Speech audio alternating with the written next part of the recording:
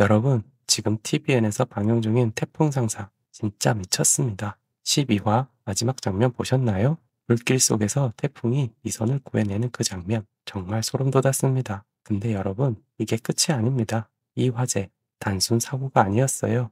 누군가가 의도적으로 창고에 불을 질렀다는 정황이 속속들이 드러나고 있고요. 13화 예고편에서는 태풍이 표박호한테 직접 찾아가서 내가 죽어도 태풍 상사는 안 망해 라고 선전포고를 날립니다. 대체 11화부터 12화까지 무슨 일이 있었길래 이런 상황까지 온 걸까요? 그리고 13화에서는 어떤 반전이 우리를 기다리고 있을까요? 오늘 영상에서는 태풍 상사 11화부터 12화까지의 숨막히는 전개를 완벽하게 정리하고 13화에서 터질 폭탄들을 제대로 예측해 보겠습니다. 자, 그럼 시작해 볼까요? 10위라는 정말 충격적인 장면으로 시작합니다. 태풍 상사의 핵심 멤버였던 구명관, 기억하시죠? 그 빠른 손놀림으로 서류를 순식간에 처리하던 그 전설적인 직원. 그가 세기말 사이비 종교에 빠져서 완전히 이상한 사람이 되어 있었어요. 역 앞에서 태풍이와 마주친 그는 당황스러워하죠. 여기서 태풍 상사 팀의 진가가 드러납니다. 그들은 구명관을 포기하지 않고 구명관이 태풍 상사에 꼭 필요한 존재임을 각성시키기 시작합니다. 드디어 구명관이 최면에서 깨어난 것처럼 그의 눈에 다시 생기가 돌아오는 순간 이 장면이 왜 중요하냐면요. 단순히 구명관이 돌아왔다는 것만이 아니라 태풍 상사라는 조직이 가진 끈끈한 유대감을 보여주는 상징적인 순간이기 때문입니다. 그리고 구명관의 복귀 타이밍이 절묘했어요. 왜냐하면 바로 태풍 상사에게 긴급한 순간 구명관이 해결해 주었거든요. 조달청, 국제협력단, 희망의 초원, 국가사업 입찰, 수술용 장갑을 납품하는 프로젝트였습니다. 이게 얼마나 큰 건이냐면 이 계약 하나만 해내면 태풍 상사가 완전히 다르시 일어설 수도 있는 사업이거든요. 문제는 이 입찰에 참여하기 위해 준비하는 서류가 프랑스어로 되어 있었습니다. 당시 컴퓨터는 프랑스어로 문서 작성은 가능했지만 인쇄가 불가했던 거죠.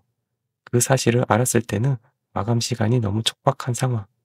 그때 구명관이 등장하고 그의 진가가 발휘됩니다. 만년필로 차분히 문서를 작성해 나가며 문서를 완성하게 되고 사무실은 환호성으로 가득 찼습니다. 하지만 여기서 끝이 아니었어요. 진짜 문제는 지금부터였습니다. 입찰 자격을 얻었다고 해서 끝난 게 아닙니다. 가장 낮은 가격을 제시한 회사가 계약을 따내는 거니까요. 그리고 그 입찰에는 태풍 상사 말고도 또 다른 참가자가 있었습니다. 바로 표상선의 표현준. 표현준의 아버지 회사 표상선은 자금력도 풍부하고 네트워크도 탄탄하고 모든 면에서 태풍 상사보다 우위에 있었어요. 특히 수술용 장갑 공구처를 이미 확보해둔 상태였기 때문에 누가 봐도 이 입찰은 표현준이 가져갈 것처럼 보였습니다. 태풍 상사팀은 밤새도록 머리를 맞대고 회의를 합니다. 어떻게 하면 표현준보다 낮은 가격을 제시할 수 있을까? 그들이 찾은 유일한 수술용 장갑 판매 업체는 한 군데뿐이었어요. 근데 그 가격으로 계산해 보니까 표현준을 이기기에는 턱없이 부족했습니다.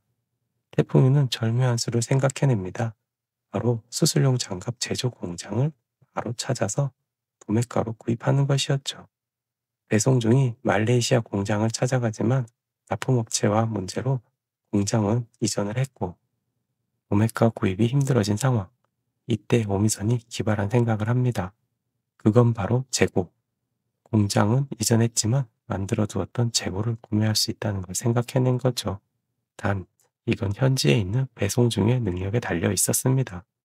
입찰 마감을 앞두고 모두가 배송 중의 연락을 기다리고 있습니다. 그런데 바로 그때 입찰 마감 3분 전에 기적이 일어납니다. 배송 중에서 전보가 옵니다. 511140 오케이. 이게 대체 무슨 뜻일까요? 전보를 본 태풍은 바로 해석을 하고 계산기를 두드리기 시작합니다. 5111은 수술용 장갑 재고 박스 개수 40. 이건 할인율. 오케이는 계약 가능하다는 뜻.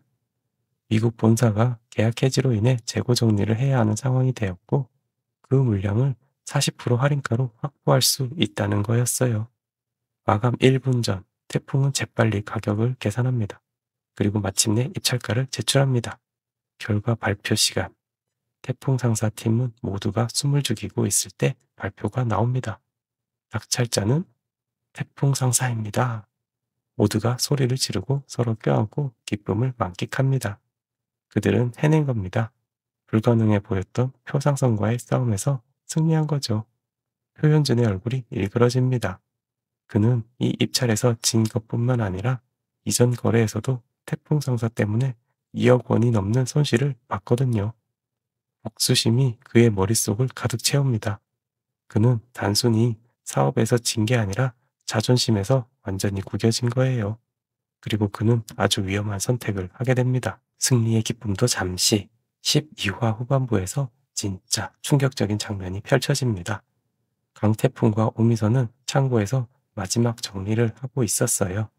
수술용 장갑 300만 개를 안전하게 보관하기 위해서였죠. 태풍이 먹을거리를 사러 잠시 자리를 비운 사이 오미선이 창고를 확인하고 있는데 창고 안에서 갑자기 불길이 치솟습니다. 창고 전체가 순식간에 화염에 휩싸이기 시작해요. 미선은 출구를 찾으려 하지만 사방이 불로 막혀 있습니다.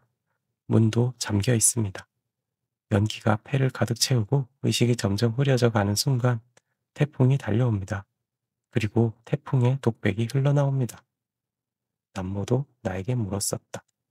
너는 뭐가 제일 소중한데? 누군가가 나에게 다시 묻는다면 가장 소중한 건 바로 너. 네, 그건 바로 오미선이었습니다. 이 장면이 정말 압권이었던 게 단순히 물리적으로 그녀를 구한 것만이 아니라 태풍의 마음이 어디에 있는지를 명확하게 보여주는 순간이었거든요.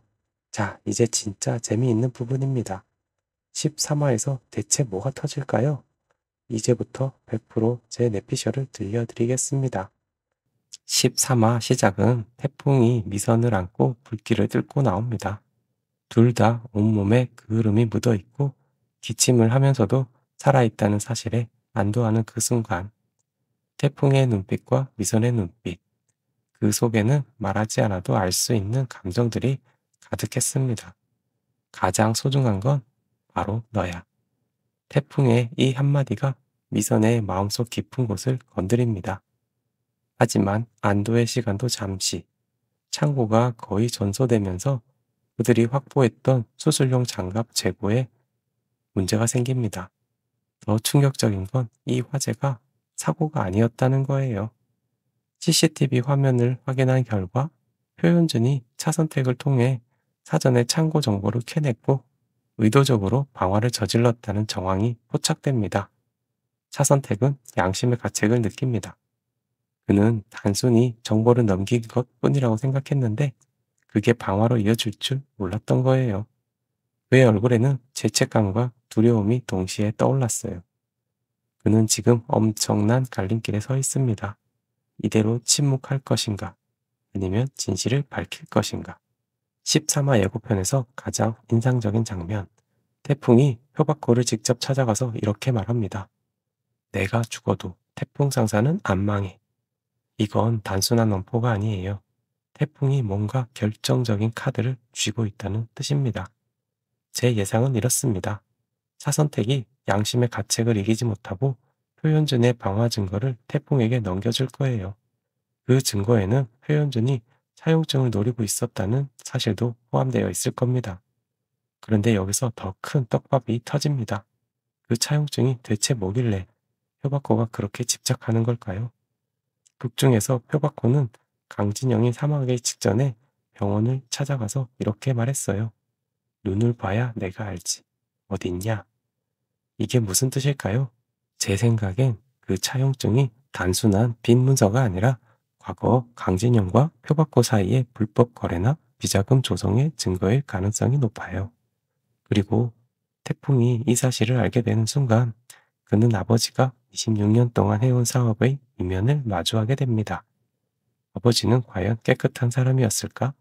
아니면 생존을 위해 어쩔 수 없이 더러운 거래를 했던 걸까? 이 진실을 알게 된 태풍의 선택은 13화의 핵심 포인트가 될 거예요.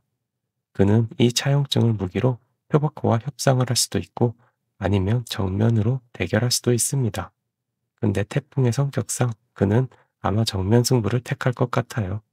한편 화재로 인해 수술용 장갑 재고가 일부 소실되면서 태풍 상사는 납품에 엄청난 차질이 생깁니다. 계약서에는 납품 기한이 명시되어 있고 이걸 어기면 위약금은 물론이고 회사가 완전히 무너질 수 있어요. 여기서 첫 번째 가설은 태풍은 표바코를 찾아가서 거래를 합니다. 표현준이 구매한 수술용 장갑을 자신에게 판매하라고. 표바코는 태풍이에게 장갑을 구매할 돈은 있냐고 묻습니다. 태풍은 결정적 카드를 내세워 표바코와 거래를 성사시킬 것으로 보입니다. 두 번째 가설. 그는 다시 송중에게 연락을 취할 겁니다. 송중은 아마 베트남이나 태국 쪽에 긴급 물량을 확보할 수 있는 루트를 알려줄 거고, 태풍은 직접 동남아로 날아가서 48시간 안에 물량을 확보하는 불가능한 미션을 수행하게 될 거예요. 이 과정에서 오미손도 함께 가게 될 텐데, 화재 이후 두 사람의 감정선이 본격적으로 진전될 것 같습니다. 생사를 넘나드는 상황에서 서로의 진심을 확인한 두 사람. 이국적인 배경 속에서 긴급한 비즈니스를 처리하면서도 그 틈틈이 서로를 향한 마음을 확인하는 장면들이 나올 거예요. 특히 납품 마감 12시간 전쯤 모든 게 불가능해 보이는 순간에 위선이 태풍에게 이렇게 말할 것 같아요. 우리 할 수 있어. 우리 항상 해냈잖아. 그리고 정말로 그들은 해냅니다. 마지막 순간에 물량을 확보해서 비행기에 싣고 납품 기한 1시간 전에 조달청에 도착하는 극적인 장면이 연출될 거예요. 한편 왕남무는 어머니의 극심한 반대에도 불구하고 오미오와의 관계를 이어가기로 결심합니다. 그는 어머니를 찾아가서 이렇게 말할 거예요. 어머니, 저 이 사람 없으면 못 살아요. 그리고 이 사람이 저를 더 나은 사람으로 만들어줘요. 이 에피소드는 단순한 로맨스 라인이 아니라 태풍 상사라는 조직 안에서 각자가 가지고 있는 소중한 것을 지키기 위해 싸운다는 큰 주제와 연결될 겁니다. 그리고 마지막 장면, 태풍이 표바코 앞에서 차용증을 던지며 이렇게 말합니다. 이게 그렇게 갖고 싶으셨어요? 이제 아셨죠? 우린 절대 무너지지 않습니다. 표바코의 얼굴이 일그러지며 13화가 끝나는 거죠. 여러분, 이게 제 예상입니다. 13화는 아마 시청률 대박 날 거예요. 왜냐하면 방화 진실 규명, 납품 위기 극복, 로맨스 진전, 그리고 표바코와의 본격적인 대결이라는 네 가지 축이 동시에 폭발하는 회차가 될 테니까요. 태풍 상사, 정말 놓칠 수 없는 드라마입니다. 13화 방송 전까지 여러분도 저랑 같이 기대하면서 기다려봐요. 그럼 저는 다음 영상에서 다시 찾아뵙겠습니다. 구독과 좋아요, 알림 설정 꼭 부탁드려요. 감사합니다.